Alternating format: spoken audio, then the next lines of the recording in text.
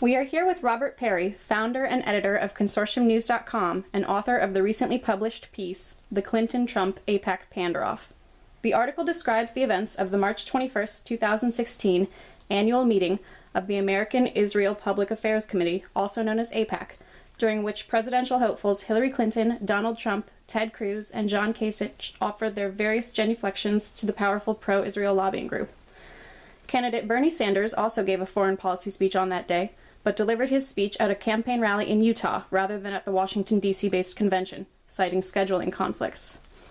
Mr. Parry, in the article, you quote Hillary Clinton as saying to AIPAC, "As we gather here, three evolving threats, Iran's continued aggression, a rising tide of extremism across a wide arc of instability, and the growing effort to delegitimize Israel on the world stage, are converging to make the U.S.-Israel alliance more indispensable than ever." How true is this claim of these so-called three evolving threats, or how much of that is exaggerated rhetoric? Well, most of it's exaggerated rhetoric because while obviously there are major problems in the Middle East, as we've seen, with the spread of terrorism, the role of ISIS and Al-Qaeda spin-offs like Nusra Front in Syria. What we've seen is not really driven by the Iranians. The Iranians have been on the other side of this conflict. They have been opposed to, and indeed fighting, the groups like ISIS and Al-Qaeda supported groups in Iraq and in Syria. So there's been this effort to confuse the issue by talking about Iranian role in terrorism. It's not what most Americans are thinking about as the terrorist threat when they think about things like what happened in Brussels this week, or what happened in Paris last year, or what happened in San Bernardino.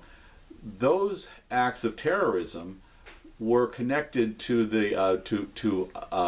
these Sunni-driven organizations like ISIS and like some of the Al-Qaeda groups, not from Iran, which is part of the Shia side of this equation in the Middle East. So what you have here is an effort to in a way conflate some of the problems and to make it appear that Israel is particularly endangered by them. In reality, the major problems of terrorism are coming from groups that the United States has generally considered its allies.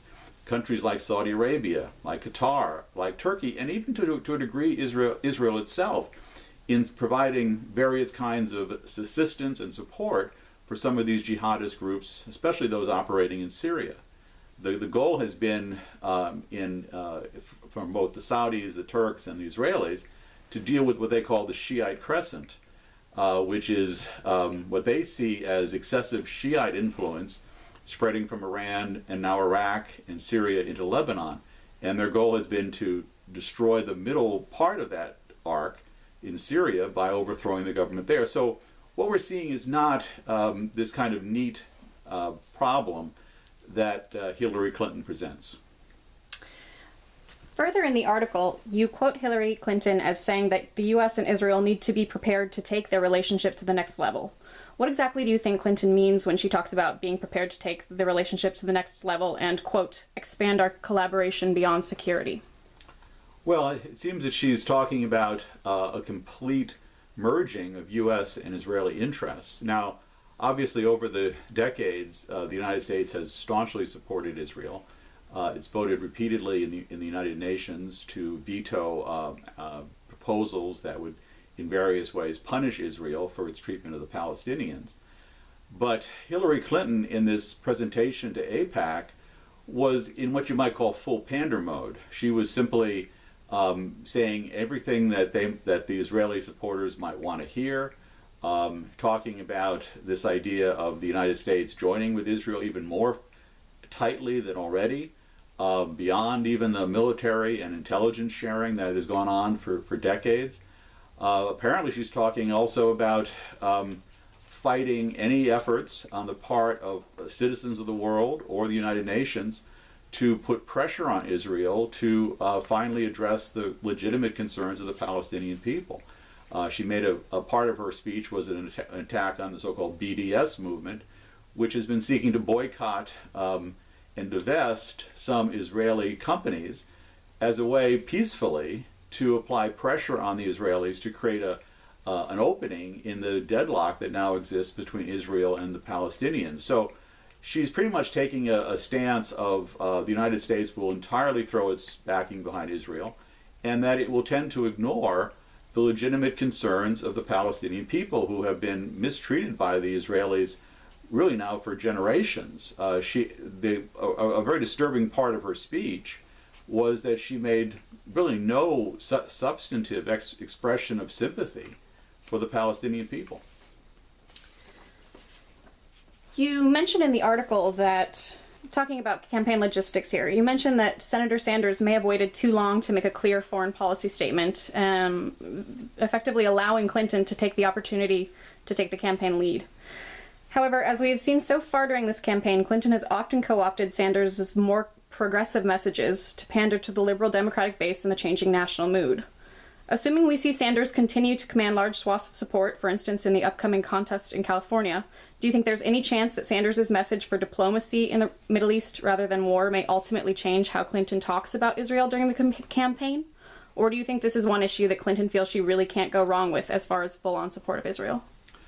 Well, I think the latter. I think you might almost see Clinton's speech to AIPAC as being the first sign of her so-called pivot to the center, which analysts and the Clinton campaign have been anticipating for a long time. It's been perhaps delayed because Sanders has been stronger than most people thought he'd be. So you had Clinton having to talk more about issues that would be of interest to the progressive side of the Democratic Party than she might really feel comfortable doing. But now with her substantial lead in the delegate count, she may be using this AIPAC speech to signal that she's now prepared to take a much more a turn to the right, if you will. So because she doesn't feel she has to accommodate the progressive Democrats as much. That may be a mistake, and Sanders, for the first time in his speech on Monday, addressed in a more serious, substantive way his differences. In the past, he has tried to largely finesse the foreign policy issue by ceding it to Clinton, saying, well, she has much more experience and she was Secretary of State than I do. And he's not been as hard on her as he might. He's certainly criticized her vote on the Iraq War, where he voted against the Iraq War. But he has not really taken her to task for a whole series of more neoconservative positions that she's taken, not just on Iraq, but later on Libya and on the Syria conflict and in Honduras back in 2009, when as Secretary of State she supported a coup d'etat against an elected progressive government. So Sanders did not want to engage on that. He wanted to stay focused on domestic issues, his income inequality theme. And that allowed Clinton to essentially claim that she was the person who understood foreign policy. And Sanders was a bit of a naive character regarding foreign policy. In these two speeches that occurred on Monday, we saw Clinton essentially reasserting her neocon-like positions, very much in support of Israel in the Middle East, taking a hard line, suggesting more regime changes in the future. And Sanders, for the first time, provided a more detailed, nuanced account of how he sees things differently. He was certainly very supportive of Israel, but he also suggested some strong sympathy for the Palestinian people. And he recognized that the idea of using military force should be truly a last resort, not an early or first resort. So I think you've seen Sanders staking out a bit of a different position in a more thorough way than he has previously, but politically it may be too late. Sort of in relation to that, in your recollection, do you ever remember hearing a presidential candidate while on the campaign trail be so openly not critical but not entirely supportive of Israel as Sanders has been? Well, there have been candidates in the past who have argued that the United States should not tie its positions in the Middle East so tightly to Israel. Most of them have been defeated in their campaigns. People like Pat Buchanan, for instance, when he challenged George H.W. Bush years ago, and on more of an America First platform. And obviously, you've seen with Donald Trump, and to some degree even with Ted Cruz, there's been more of a America First echo of that Buchanan message. And you also saw with Ron Paul, who ran against George W. Bush, and well, he ran against. He also ran against some of the more recent Republican contenders, and he's taken a position of being more of a libertarian. That the United States should return to being more of a republic than an empire. So you've seen these themes presented, but they've never actually worked in terms of getting the nomination.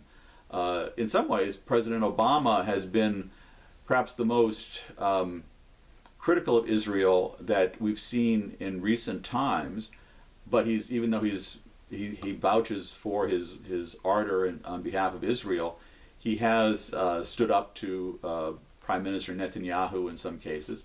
And actually George H.W. Bush, if you go back more years, back to the early 1990s, he stood up in a policy way to challenge some of the Israeli settlements and expansion, trying to cut off American loan guarantees. And that may have been a factor hurting him when he was defeated for re-election by Bill Clinton.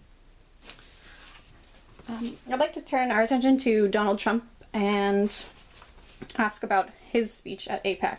There's been a lot of attention paid to the fact that this was one of the first times, if not the first time, that Donald Trump used a teleprompter and a pre-written speech during his campaign. What do you think it says, if anything, about the nature of the U.S.-Israel relationship and the influence of AIPAC on presidential elections that Trump was so cautious of what he said to the lobbying group? Well, Trump certainly reversed himself quite a bit. He had indicated earlier in the campaign that he was not going to just pander to the Israelis or to their supporters in the United States. He famously appeared before a group of donors, the so-called Adelson primary, and told them that he did not want their money, and that he favored being neutral in terms of the U.S. role in peace talks between the Palestinians and the Israelis. So he had staked out a position that seemed more independent of Israel. But then on Monday, he essentially engaged in what I called a pander-off between him and Secretary Clinton, each one trying to show, no, I love Israel more than the other. And we saw with Trump that he not only did he make it a more formal speech than he usually does, he used a teleprompter. He cited how much he would support Israel. He made a very harsh set of attacks on Iran, which is Israel's current bête noire.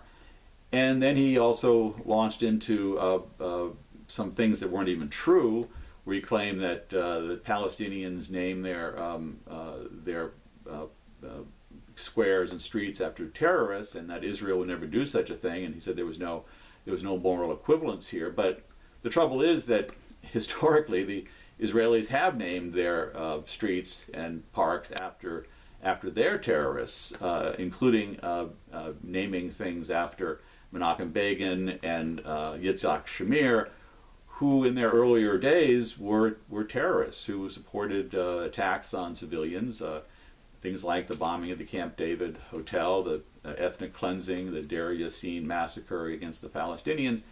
And so you had these. And not only were these leaders later honored with their names attached to streets and so forth, but they actually were elected prime minister, which is a more substantive issue than naming a park after somebody.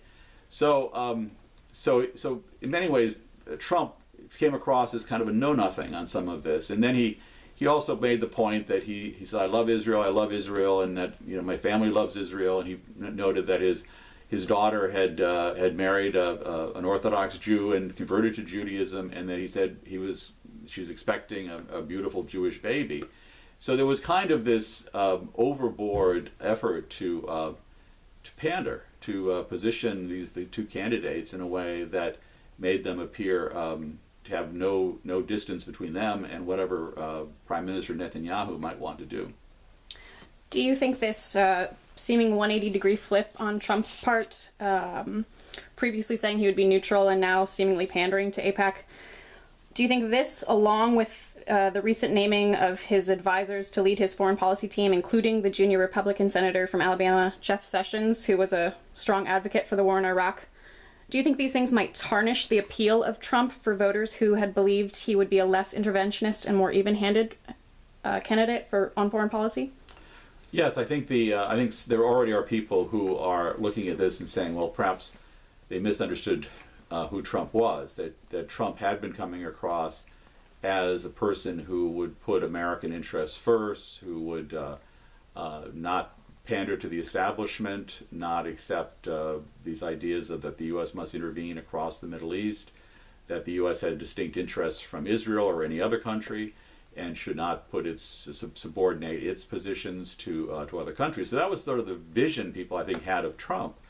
And while that may have offended some people, particularly those who are strong supporters of Israel, it was something that many Americans thought, well, it's about time. We've been out fighting wars all over the place, and not always seemingly for our own interests. So there was that attitude. And I've already gotten comments from people who say, well, I was going to vote for Trump if it was Trump versus Clinton, but now I'm not going to vote for either of them. So I think there are people who find what Trump did basically a deal breaker, and obviously, many of the same people had problems with other aspects of his message, his aggressive attacks on Mexicans and Muslims and other minorities.